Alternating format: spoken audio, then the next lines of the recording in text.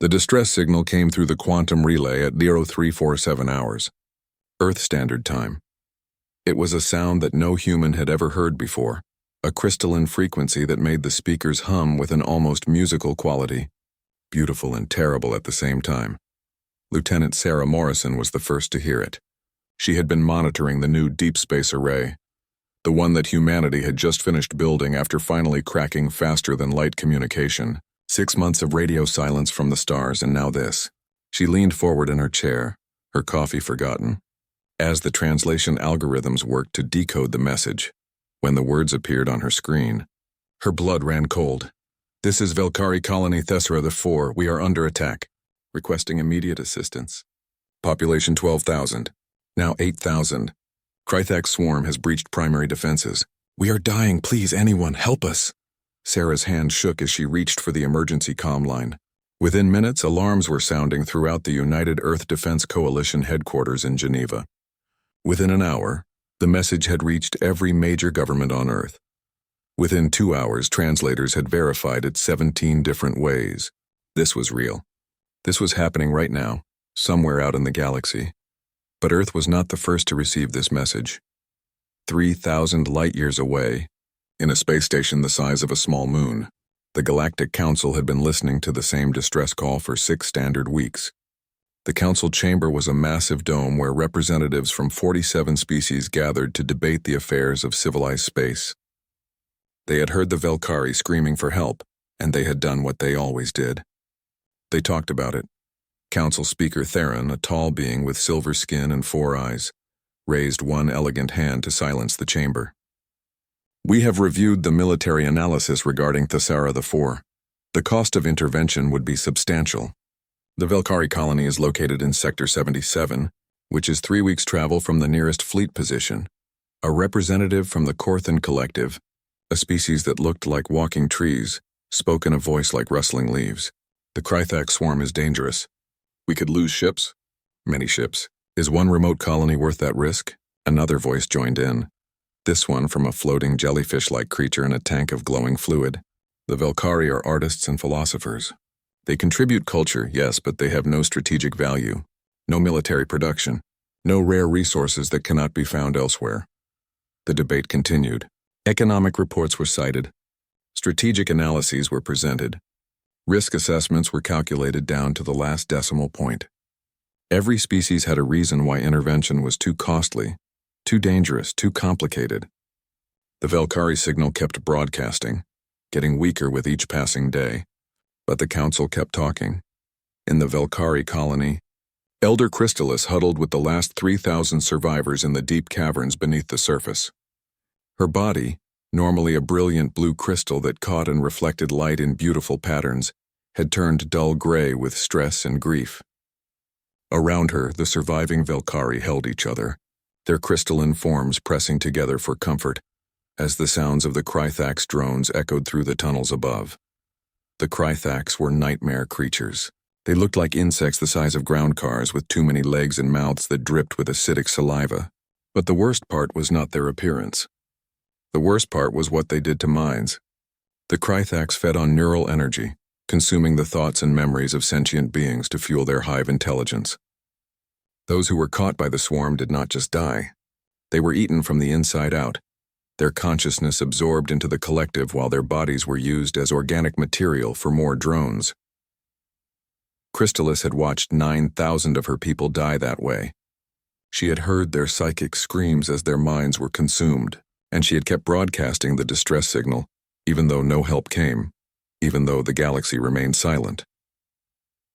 "Elder," a young Velkari named Shimmer whispered, his voice barely audible, "perhaps we should stop the signal. We are wasting power. No one is coming." Crystallis looked at the young one with her dimming eyes. "We broadcast until the end. Someone must know what happened here. Someone must know that we called for help." Back on Earth, the emergency meeting had been going on for 4 hours. The room was filled with military commanders, government leaders, and scientists, all arguing about what humanity should do about the Velkari distress call. General Rodriguez slammed his hand on the table. "We have 7 warships ready to deploy. The UEDC Indomitable and her fleet can be underway in 6 hours. We have the location. We have the ships. What are we waiting for? A politician in an expensive suit shook his head. We have been in space for 6 months. 6 months. We don't know what we are flying into. We don't know anything about this Krathax swarm. We don't even know if the Velkari are still alive. So we do nothing? Admiral Kira Chen stood up, her voice cutting through the argument. We sit here and debate while people die? That signal is still broadcasting. They are still alive. They are still calling for help. Admiral, be reasonable, another voice called out. We could lose ships. We could lose people. We don't owe these aliens anything. Admiral Chen walked to the front of the room. She was a small woman, barely 5 feet tall, but when she spoke, everyone listened. Let me tell you what I know about humanity.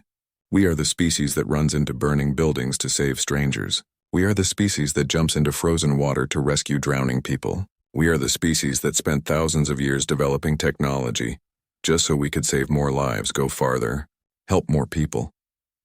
She pointed at the star map showing the location of Thessera IV.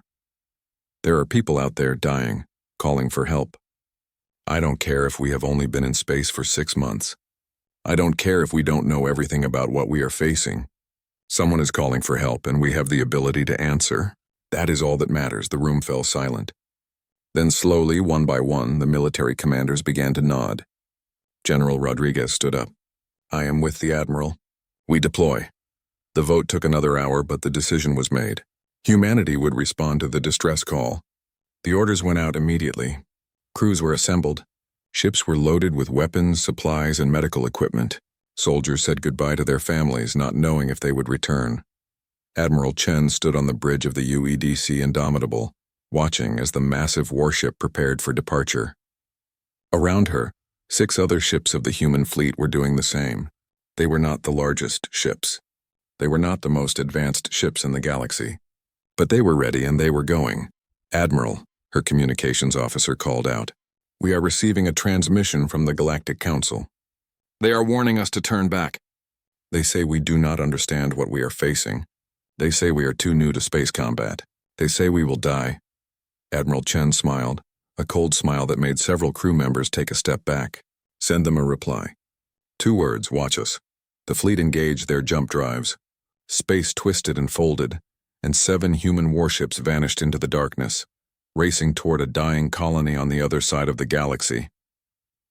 In the caverns of Thessera IV, Elder Crystallis suddenly sat up straight.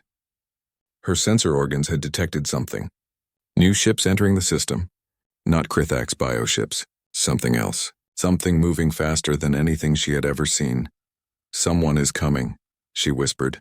By the great light, someone heard us. The survivors pressed closer, hope and fear mixing in equal measure.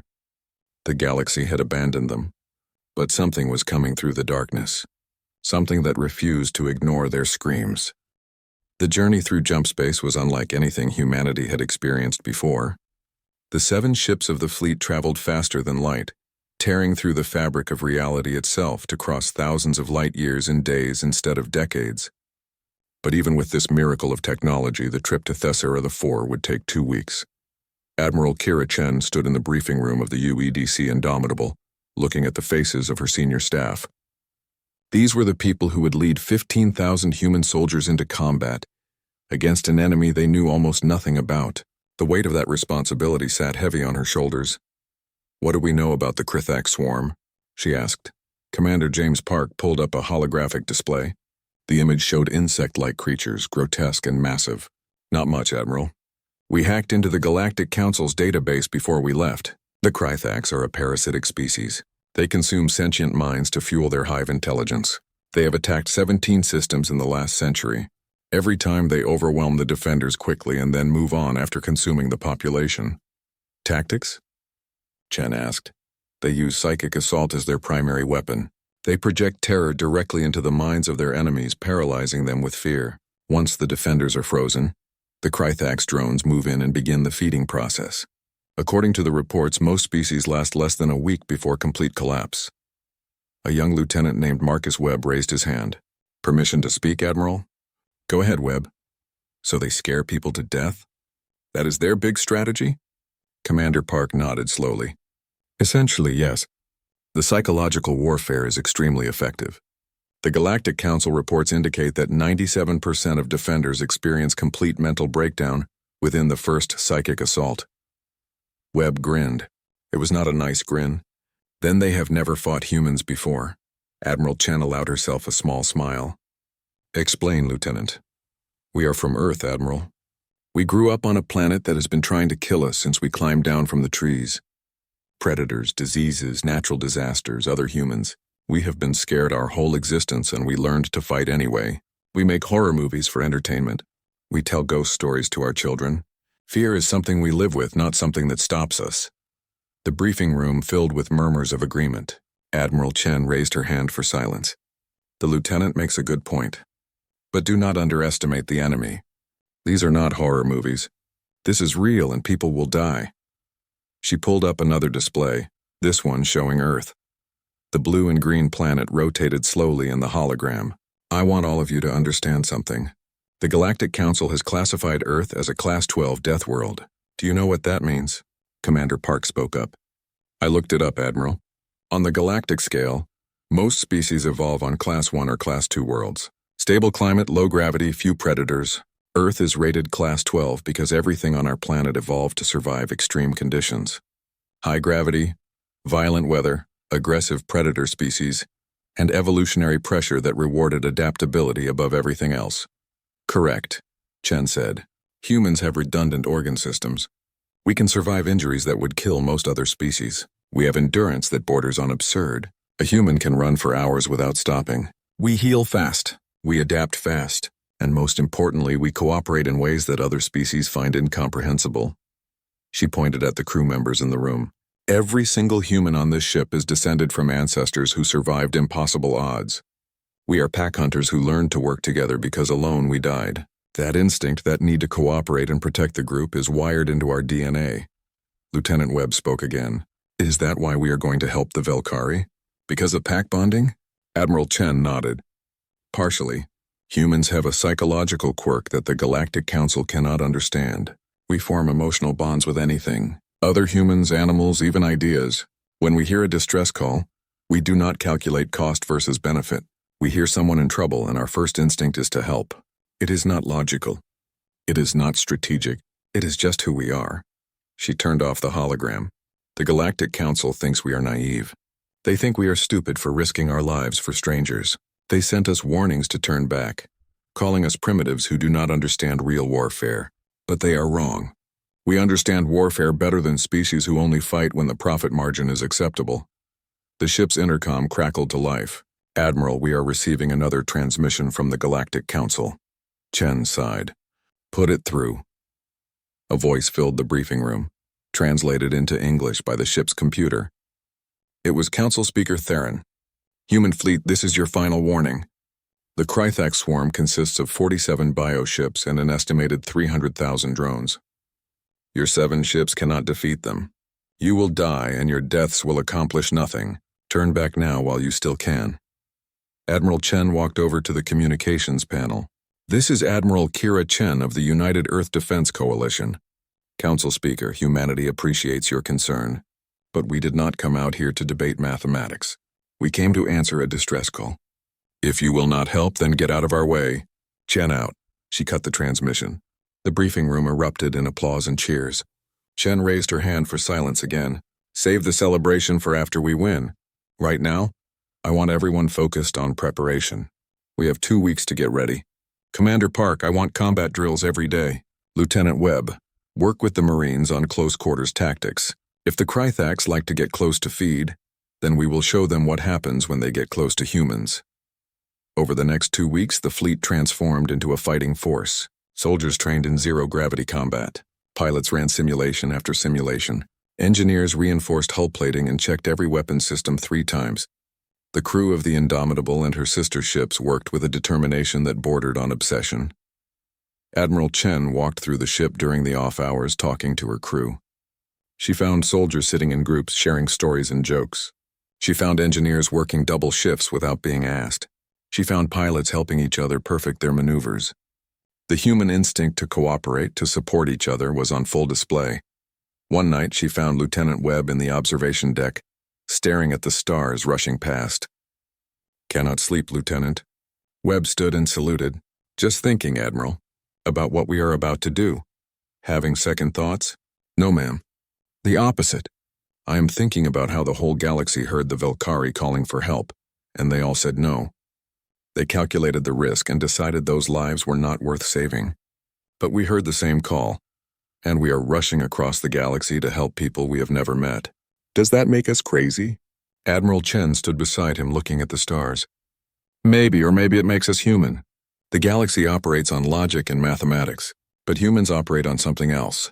Compassion, stubbornness, the refusal to accept that some lives do not matter. Do you think we can win, Admiral? Chen was quiet for a moment.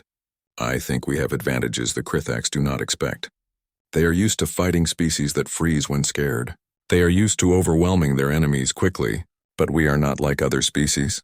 We are Deathworlders, Lieutenant. We come from a planet that tried to kill us every day, and we not only survived, we thrived.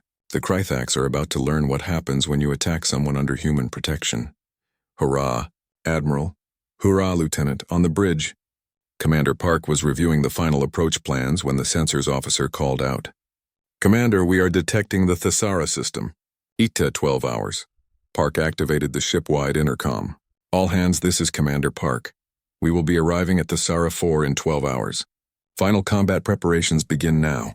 Get some rest, check your gear, and say your prayers if you have them. Tomorrow, we show the galaxy what humanity is made of. In her quarters, Admiral Chen recorded a message to send back to Earth. It would not arrive for weeks long after the battle was over, but she wanted to send it anyway. This is Admiral Kira Chen. We are about to engage the enemy at Thesara 4.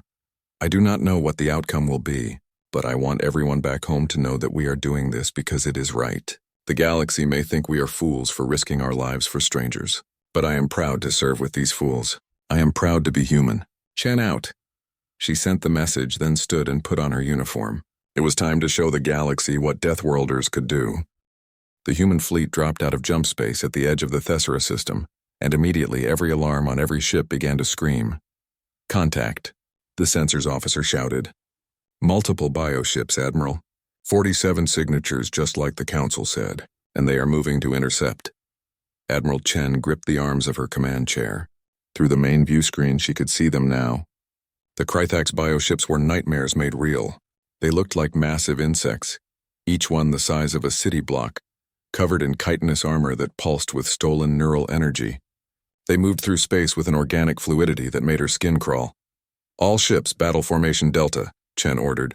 Weapons free. Engage at will. The 7 human warships spread out into a combat pattern, their railguns and missile pods coming online. But before they could fire the first shot, the Krithaks attacked. The psychic assault hit like a tidal wave of pure terror. It was not sound or light or any physical force. It was something that bypassed the senses entirely and went straight into the brain. Images flooded through the minds of every human in the fleet. Visions of death, of meaninglessness, of cosmic horror that reduced life to insignificant dust. On the bridge of the Indomitable, Lieutenant Morrison gasped and grabbed her console. The images were overwhelming. She saw herself dying alone in the void, forgotten and meaningless. She saw humanity as nothing but bacteria on a rock spinning through an uncaring universe. She saw the futility of existence itself, for about 3 seconds. Then her training kicked in. Morrison had grown up on Earth, where people paid money to watch horror movies. She had volunteered for a military that required psychological screening. She had been scared before, many times, and she had learned to function anyway. She took a deep breath and forced her hands to steady. Around her, the rest of the bridge crew was doing the same thing. Some looked pale. Some were shaking. But they were all still at their stations, still doing their jobs. Admiral Chen stood up from her chair. Her voice cut through the psychic assault like a knife. All hands, this is the Admiral. What you are feeling is the enemy's weapon. It is designed to paralyze you with fear. Do not let it. Remember your training. Remember why we are here. Now get back to work and kill these things. The effect was immediate. Across the fleet, 15,000 humans shook off the psychic assault and returned to their duties. Some were still scared. But humanity had spent millions of years being scared, and they had learned that fear was just another sensation to push through. The Krithaks' hive mind registered confusion. The psychic assault had always worked before. Always. Every species they had encountered froze completely, their minds overwhelmed by existential terror. But these new creatures were still moving, still fighting. The human fleet opened fire. Railgun rounds, each moving at a significant fraction of the speed of light, slammed into the Krythax bioships. The organic armor cracked and shattered. Missiles followed, guided by targeting computers and human gunners working in perfect coordination. Explosions blossomed across the Krythax formation. On the Indomitable, Commander Park watched the tactical display with satisfaction. 3 bioships destroyed, 4 heavily damaged. They are breaking formation. Do not let them regroup, Chen ordered. All ships pursue and destroy. We need to break through to the planet. The battle turned into a running fight through the system. The Krythax bioships were fast and maneuverable, but they had never faced an enemy like this. The humans fought with a coordination that suggested millions of years of pack-hunting evolution. Ships covered each other, rotated firing positions, and adapted their tactics in real time. But the Krythax had numbers. For every bioship destroyed, 3 more moved in. The human ships took damage. The UEDC Valiant lost her forward railgun. The UEDC Defiant had a hull breach on Deck 7. The UEDC Warrior was swarmed by dozens of smaller Krythax drones that latched onto the hull and began trying to bore through. That was when the Krythax learned another lesson about humans. Boarding parties worked both ways. Lieutenant Marcus Webb led a team of Marines in powered armor through the corridors of the Warrior, heading for the breach points where Krythax drones were cutting through. The drones were the size of ground cars, with mandibles that could tear through steel and acid sacs that could melt armor. Webb and his team did not care. They hit the first group of drones with everything they had. Rifle fire, grenades, plasma cutters used as weapons. The corridor turned into a slaughterhouse. Krythax drones died screaming, their acidic blood eating through the deck plating. But the Marines kept pushing forward, kept killing, kept protecting their ship. One drone got past the firing line and grabbed a Marine named Chen with its mandibles. The Marine screamed as acid burned through his armor. Webb did not hesitate. He ran forward, jumped on the drone's back, and emptied his rifle into its head at point-blank range. The drone collapsed, and Webb pulled his wounded comrade back to the medics. "You are crazy, sir," Chen gasped. "You are welcome," Webb replied, and then turned to face the next wave. The battle raged for hours. The human fleet fought its way through the Krythax swarm, taking damage but never stopping. They were like a force of nature, relentless and unstoppable. The Krythax hive mind had never encountered anything like it. Finally, the fleet broke through to Thesera 4. The planet was a gray moon covered in mining facilities and underground colonies. The surface was swarming with Krythax drones, millions of them covering the landscape like a living carpet. "Locate the Velkari survivors," Chen ordered. The sensors officer worked frantically. "Found them, Admiral. Underground cavern system, Northern Hemisphere. Reading approximately 3,000 life signs. They are surrounded. Drones are trying to dig through to them. Then we stop them. Prepare dropships. Marines, you are going in." The dropships launched from the fleet carrying 2,000 Marines toward the surface. The Krythax drones on the ground looked up as the human ships descended through the atmosphere. They tried to swarm the landing zones, but the Marines were ready. The dropships landed in a defensive formation, and the Marines poured out. They established a perimeter with overlapping fields of fire, set up heavy weapons, and began systematically killing everything that moved. The Krythax drones charged forward, expecting the enemy to break and run like every other species did. Humans did not run. The battle on the surface was brutal. The Krythax drones kept coming in endless waves, and the Marines kept shooting. When they ran low on ammunition, they fixed bayonets. When the drones got too close, they used knives and fists and anything else they could find. Lieutenant Webb led his squad toward the entrance to the Velkari caverns. The passage was blocked by collapsed rubble, and a dozen Krythax drones trying to dig through. "Clear them out," Webb ordered. The Marines charged. The drones turned to face them, but they were too slow. Human weapons fire cut through them like paper. Within minutes, the entrance was clear. Engineers moved in with cutting tools to clear the rubble. On the other side of the rubble, Elder Crystallis and her people heard the sounds of combat. Then they heard something else. Human voices shouting in a language they did not understand. But the tone was clear. Help had arrived. The rubble exploded inward. The Velkari flinched back, their crystalline forms flickering with fear. Then they saw the humans. Lieutenant Webb stepped through the breach, his armor scorched and dented, his helmet cracked, but he was smiling. Behind him, his Marines spread out, checking for threats and setting up defensive positions. Crystalis approached slowly. She was an elder, and she had lived for 300 years, but she had never seen anything like these creatures. They were short compared to most species, built thick and solid like they came from a heavy gravity world. Their faces were covered in dirt and blood, both their own and the enemy's. "You came," Crystalis said in Galactic Standard. "You heard our call, but why?" "We are nothing to you." Webb looked at the Velkari elder. His translator converted his words. "Because you asked for help, ma'am. But the cost, the risk. Your people are dying to save us." Webb reloaded his rifle, the action automatic after years of training. "That is what we do. Someone calls for help, we answer. It is not complicated." Around them, more Marines were pouring into the cavern system, setting up medical stations and supply depots. Combat engineers were reinforcing the entrance. An entire defensive perimeter was being established around the Velkari survivors. Crystalis looked at all of this activity, at these strange creatures who had crossed the galaxy to save her people, and she began to understand. These were not rational beings who calculated profit and loss. These were something else entirely. These were Deathworlders, and they had come to war. The war for Thesara IV settled into a brutal rhythm.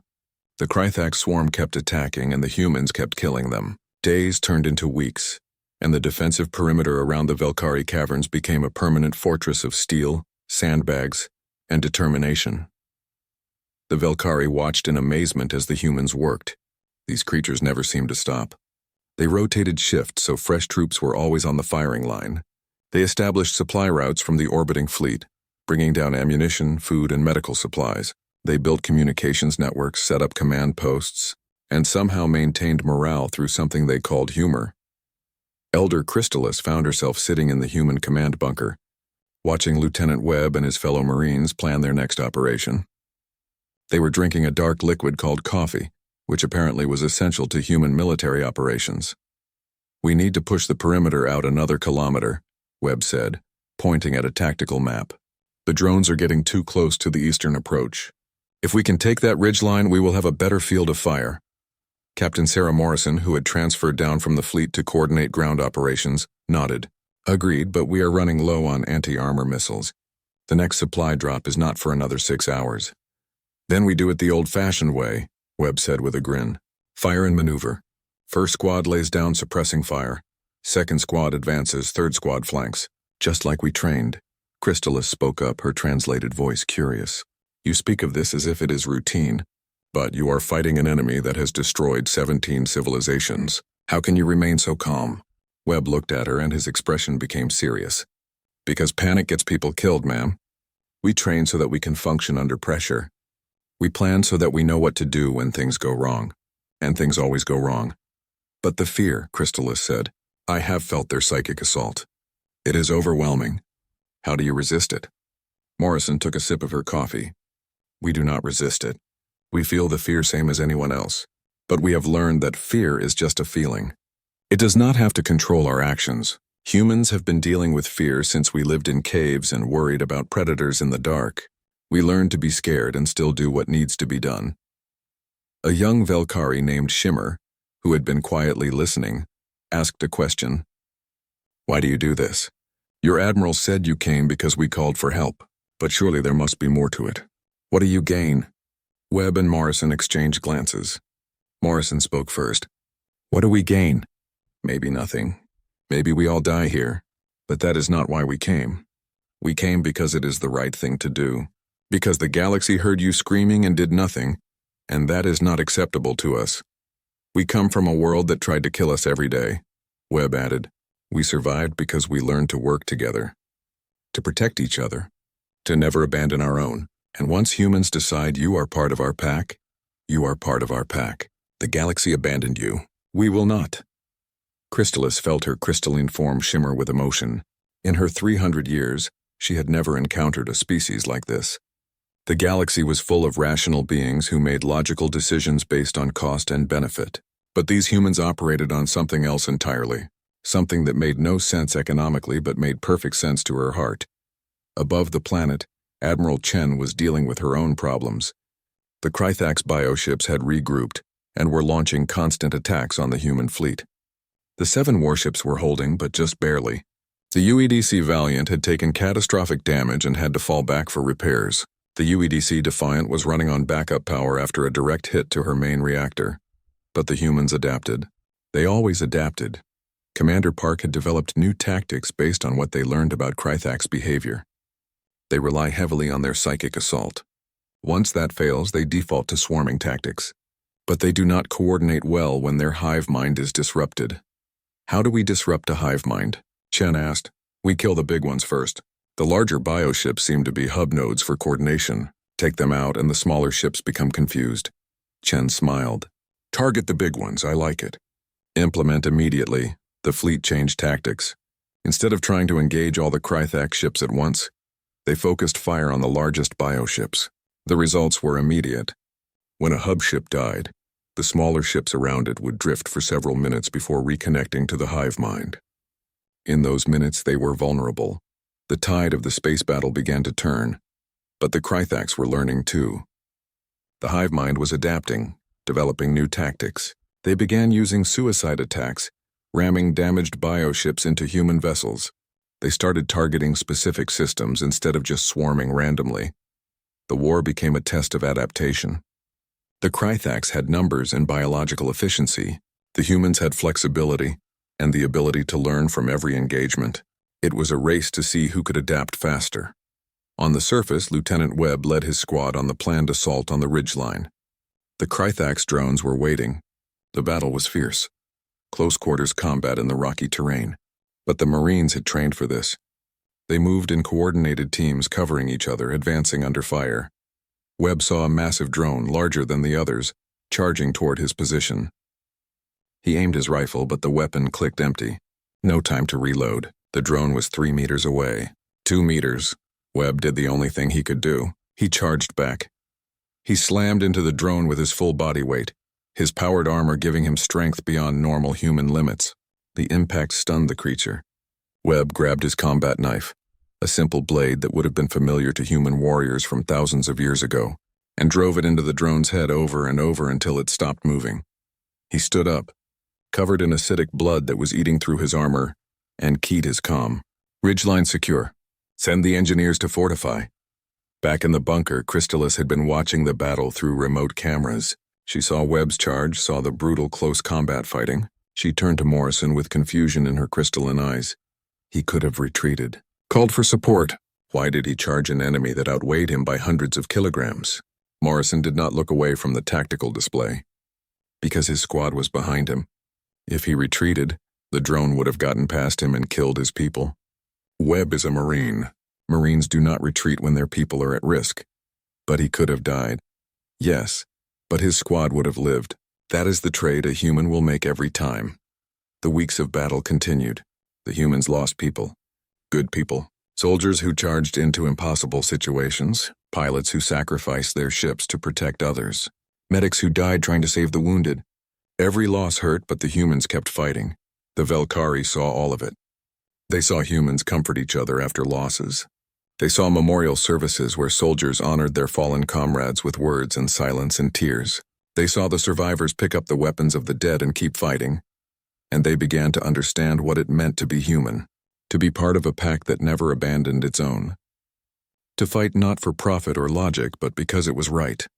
In orbit, Admiral Chen received a transmission from the Galactic Council. Speaker Theron's voice was urgent. Admiral Chen, our analysis shows that you cannot win this battle. You have lost too many ships, too many soldiers. Withdraw now while you still can. The Council will send diplomatic envoys to negotiate a truce. Chen's response was immediate. Negative, Council Speaker. We did not come here to negotiate. We came to save the Velkari, and we are not leaving until the job is done. Chen out. She cut the transmission and turned to her crew. The Council thinks we should run. What do you think? The bridge erupted in shouts. No retreat. Finish the job. Hurrah! Admiral Chen nodded. Then we finish it. All ships prepare for final assault. We are going to break this swarm once and for all. The final assault began at dawn on the 21st day of the siege. Admiral Chen had gathered every available ship. every functioning weapon system and every last missile for one massive coordinated strike. It was all or nothing. All ships, this is the Admiral, Chen broadcast across the fleet. We have been fighting for 3 weeks. We have lost friends. We have bled. But we have not broken. Today we end this. Today we show the Krythax what happens when they attack someone under human protection. All ships, attack pattern Omega, engage. The 6 remaining human warships, battered and scarred but still fighting, dove toward the Krythax formation. Every railgun fired. Every missile launched. The space around Theserath 4 turned into a storm of fire and metal. The Krythax responded with everything they had. Bioships swarmed forward. Drones launched in clouds so thick they blocked out the stars. The hive mind threw every last resource into destroying these stubborn creatures who refused to die. On the surface, Lieutenant Webb received the signal to begin the ground assault. All units, push forward! Break their lines. The Marines surged out of their defensive positions. They had been holding the perimeter for weeks, taking everything the Krythax could throw at them. Now it was time to attack. The human soldiers advanced across the rocky terrain, firing as they moved, covering each other in practiced coordination. The Krythax drones tried to stop them. Thousands of the creatures charged forward, mandibles clicking, acid sacs ready. But the humans had learned their patterns, learned their weaknesses. Every Marine knew exactly where to aim, exactly how to kill these things efficiently. Elder Crystallis and the Velkari survivors watched from the cavern entrance. They saw the humans fighting with a ferocity that seemed impossible. These creatures never stopped. When they ran out of ammunition, they used grenades. When they ran out of grenades, they used knives. When they ran out of weapons, they used their armored fists. They are not just fighting, Shimmer said in awe. They are angry. They are angry that we were abandoned. They are angry that we suffered. They fight with rage, Crystallis nodded slowly. They have made us part of their pack. And humans protect their pack. In orbit, the space battle reached its peak. The UEDC Indomitable took a direct hit that tore through 3 decks. The UEDC Warrior lost half her weapon systems, but they kept fighting, kept firing, kept pushing forward. Commander Park called out contacts. Admiral, we have eliminated 32 bioships, 15 remaining. But they are concentrating fire on the Indomitable. Hull integrity at 40%. Divert power from life support to shields, Chen ordered calmly. We can breathe later. Right now we fight. The bridge crew executed the orders without hesitation. They had trained for this. They trusted their admiral, and they would follow her into the depths of space itself if she asked. The Krythax hive mind was experiencing something it had never felt before. Confusion, fear. These humans were supposed to be dead. The psychic assault should have broken them. The endless waves of drones should have overwhelmed them. But nothing worked. These creatures just kept fighting. For the first time in the swarm's existence, it considered retreat. Admiral Chen saw the Krythax formation beginning to waver. They are breaking. All ships, press the attack. Do not let them regroup. The human fleet surged forward. Damaged ships pushed beyond safe limits. Crews worked with desperate efficiency. The Krythax tried to form a defensive line, but it was too late. The humans had momentum, and they were not stopping. One by one, the remaining bioships died. The last one, a massive vessel that had been coordinating the hive mind's defense, tried to flee toward the edge of the system. The UEDC Defiant, running on backup power and sheer determination, pursued. Captain Rodriguez, commanding the Defiant, aimed every last weapon at the fleeing bioship. Fire everything, he ordered. The Defiant's final salvo tore through space. The bioship tried to evade, but it was too slow. The missiles hit, and the massive vessel broke apart in a brilliant explosion of organic matter and stolen neural energy. The Krythax swarm was broken. On the surface, the drones suddenly stopped moving. The hive mind connection severed.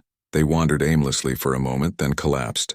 The Marines lowered their weapons, breathing hard, looking at each other in disbelief. Lieutenant Webb keyed his comm. Ground forces to fleet. Hostile activity has ceased. Repeat, hostiles are down. We won. The human fleet began broadcasting the same message. 3 weeks of constant combat, and it was over. The Krythax swarm had been defeated. The Velkari were saved. On the bridge of the Indomitable, Admiral Chen allowed herself to sit down. Her ship was heavily damaged. They had lost over 3,000 people in the battle. But they had done what they came to do. She activated the ship-wide intercom. All hands, this is the Admiral. The enemy is defeated. The Sarah 4 is secure. You fought with courage and skill that I will remember for the rest of my life. You honored every principle that humanity stands for. Well done. The cheering could be heard throughout the fleet. But Admiral Chen was not finished. She had one more message to send. She opened a channel that would broadcast on all frequencies, ensuring every species in the galaxy would receive it. This is Admiral Kira Chen of the United Earth Defense Coalition. 3 weeks ago, we received a distress call from the Velkari colony on Thesara 4. We responded immediately. The Galactic Council told us to turn back. They said we did not understand what we were facing. They said we would die accomplishing nothing. She paused, letting her words sink in across the galaxy. The Galactic Council was wrong. We understood exactly what we were facing. We faced an enemy that had destroyed 17 civilizations. We faced overwhelming odds. We faced losses that hurt us deeply, and we won. Not because we are the strongest species. Not because we have the best technology. We won because we refused to abandon people who called for help. Chen pulled up the list of council members who had voted against intervention. She broadcast their names, their species, their vote records. These are the beings who decided that Velkari lives were not worth saving. These are the beings who calculated profit margins while people died. I want the galaxy to remember these names. I want everyone to know who chose economics over morality. She changed the display to show the casualty figures.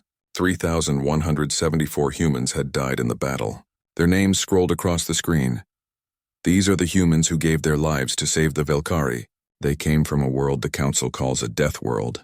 They came from a species the Council considers primitive. But they came. They fought, they died. And they saved 3,000 Velkari who the galaxy had abandoned.